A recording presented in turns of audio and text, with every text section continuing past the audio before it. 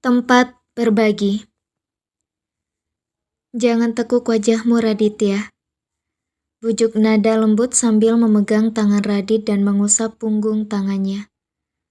Tapi Radit tetap diam. Tatapannya masih dingin, tanpa menatap nada, hanya menatap piring yang makanan di atasnya sudah habis. Jadi, kau tidak mau bicara lagi denganku? Kau lebih suka aku melakukan hal yang sama seperti yang dilakukan oleh menantumu? Goda nada sambil mau mengangkat tangannya dari punggung tangan Radit, namun dengan cepat Radit menarik tangannya. Jangan pergi dariku tanpa izinku lagi. Kini Radit bicara sambil menatap nada, masih dengan tatapannya yang dingin walaupun sekarang kemarahan sudah mulai berangsur hilang. Aku pergi hanya menemui anakmu, Raditya. Kau tahu bagaimana kondisinya? Dia sama sepertimu, tidak mengerti bagaimana harus hidup tanpa istri dan anak dalam kandungan Lukianada. Nada menggelengkan kepalanya lalu tangan kanannya mengambil cangkir tehnya dan meminum beberapa teguk teh hangat sebelum menaruhnya lagi di atas piringan cangkir. Biarkan dia seperti itu. Salahnya sendiri. Kenapa membiarkan wanitanya pergi? Bodohnya lagi, dia yang meninggalkan, bukan ditinggalkan. Aku juga sudah bilang padamu, Lukianada tidak hamil. Itu akal-akalan anakmu saja. Kenapa kau masih saja mengatakan dia hamil? Omel Radit seakan tidak mau peduli dengan keadaan Rasya walaupun dalam hatinya yang ada di sana lain. Aku tahu, kau pasti merasa tidak nyaman Rasya. Wanita yang kau cintai pergi dan meninggalkanmu. Aku sudah pernah merasakan itu. Aku melakukan kebodohan yang sama denganmu. Aku kehilangan wanitaku ketika aku tinggal sendirian di villa kami. Hingga akhirnya, dia pergi dan tinggal bersama laki-laki yang kini anaknya menjadi istrimu. Aku tidak tahu aku harus menolongmu, mengasihanimu, atau memarahimu. Aku juga tidak tahu bagaimana aku harus menemukannya. Aku tidak tahu bagaimana menolong Lukianada. Aku sudah mencarinya semalaman dengan orang-orangku, tapi aku belum menemukan jejaknya. Aku akan merasa bersalah sekali jika terjadi hal buruk dengannya. Kau tidak tahu dia siapa, dan aku bisa bayangkan bagaimana wajah istriku ketika tahu siapa Lukianada. Rasa bersalahnya akan semakin memuncak. Aku tidak bisa membiarkan hal ini terjadi. Gumam Radit dalam hatinya yang saat ini penuh dengan dilema. Papa, Mama, maafkan aku. Tadi malam aku lelah sekali, dan aku tidak bisa tidur. Jadinya aku kesiangan sekarang. Riri baru turun dari kamarnya dan bergabung dengan Nada juga Radit untuk sarapan pagi. Sepertinya kau terlalu memikirkan kakak iparmu, celetuk Radit. Riri mengangguk. Aku memang sangat memikirkannya, Papa. Kasihan sekali dengan kakak ipar. Dia tidak punya siapa-siapa di sini, dan aku tidak tahu dia tidur di mana. Dia pergi kemana? Bagaimana kondisinya sekarang? Wajah Riri lesu dan hanya tertunduk lemas melihat piring makannya yang masih kosong. Pelayan akan datang dan mengisi piring Riri dengan makanan yang baru dan hangat. Itulah kebiasaan yang ada di meja makan keluarga Radit. Makanan tidak ditaruh di sana sebelum anggota keluarga yang akan memakannya duduk di kursi makan. Kau jangan terlalu memikirkan kakak iparmu. Aku tahu dia adalah anak yang kuat dan dia tidak mungkin salah arah. Aku tidak tahu bagaimana orang tuanya mendidiknya, tapi aku yakin sekali dia tidak apa-apa. Feelingku seperti itu. Jawab Nada jujur dan senyum pun merekah di bibirnya. Apa yang dikatakan Nada adalah kejujuran yang ada di dalam hatinya. Aku tahu seberapa kuat dia dan memang berada di dekatnya memberikan energi untukku memiliki kekuatan. Itulah yang membuatku yakin bahwa dirinya akan kuat menjalani ini. Justru yang aku tidak yakin kuat adalah anakku, Rasya. Aku khawatir dia akan semakin lemah. Itulah kenapa aku datang ke rumahnya untuk menyapanya. Nada tidak terlalu khawatir dengan Lucky. Bukan berarti Nada tidak lagi memperdulikannya.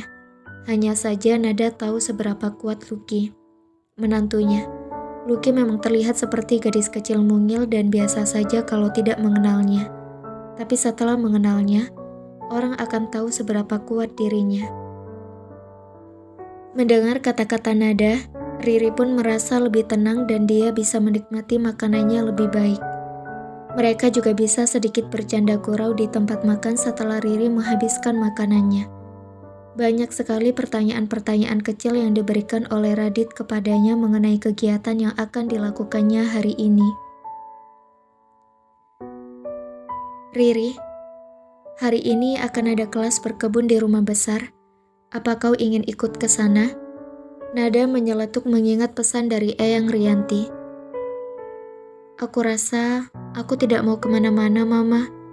Jawab Riri lemas. Kalau begitu, kau bisa istirahat saja di rumah dan pulihkan tenagamu. Riri mengangguk. Terima kasih, Mama. Jawab Riri yang merasa senang karena mamanya tidak memaksanya untuk melakukan sesuatu yang tidak diinginkannya sekarang.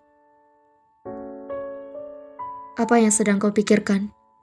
Giliran Radit yang melihat anaknya kurang bersemangat juga bertanya balik padanya. Aku sebenarnya merindukan Riri juga. Aku khawatir padanya. Tapi aku tidak tahu apa aku diizinkan atau tidak untuk bermain ke rumahnya. Aku ingin sekali bertemu dengan Riri. Jawab Riri sambil tertunduk lemas. Tentu saja, Riri merasa khawatir dan merindukan Riri karena mereka tidak pernah terpisahkan dari sejak mereka dalam kandungan. Dan perpisahan ini sudah lebih dari 2 hari. Riri pun tidak bisa banyak ngobrol di telepon dengan Riri. Inilah yang membuat dia merasa rindu dan membuat Nada dan Radit hanya saling bertukar pandang, tak tahu harus menjawab apa pertanyaan putrinya. Apa kau ingin Papa menanyakan pada suaminya? Radit dengan terbata-bata bertanya ulang kepada Riri.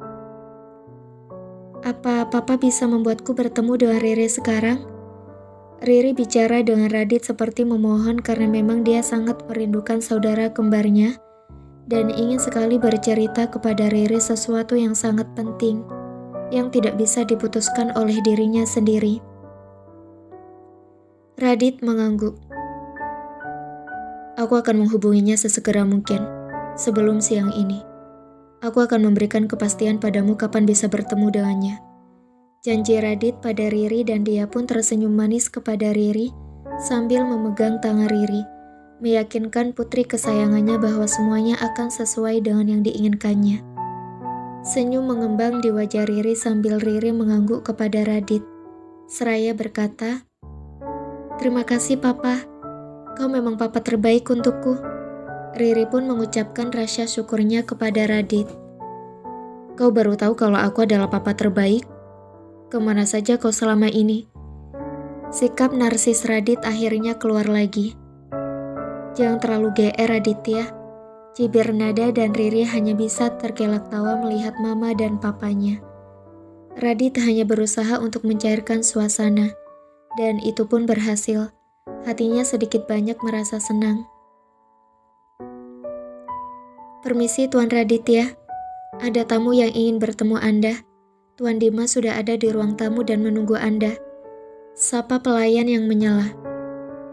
Sejak kapan dia memilih duduk di ruang tamu? Bukan biasanya dia langsung masuk ke dalam sini. Sindir Radit walaupun tidak ditunjukkan kepada pelayan, tapi tetap saja. Saya tidak tahu Tuan, karena Tuan Dimas mengatakan itu, lalu langsung duduk di ruang tamu. Seru pelayan Radit menjawab pertanyaan yang tak dimengerti olehnya. Ya sudah, pergilah.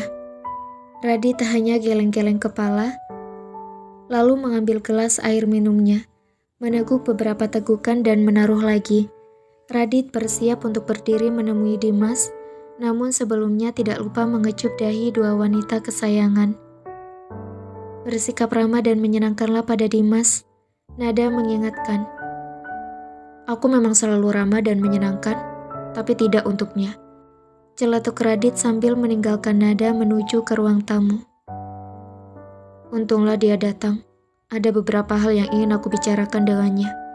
Gumam Radi di dalam hatinya yang memang merasa bersyukur Dimas ada di situ. Sekarang dia ingin bercerita masa lalu Ki dan perjodohan putrinya yang lain. Walaupun tidak diakui oleh Radit, tapi berbicara dengan Dimas membuat Radit selalu bisa mendapatkan keputusan yang tepat untuk masalah yang dihadapinya. Cukup menenangkan untuk bertukar pendapat pandangan sesama lelaki. Kenapa tidak langsung masuk ke dalam ruang kerjaku? Atau kini, kau lebih suka menjadi tamuku?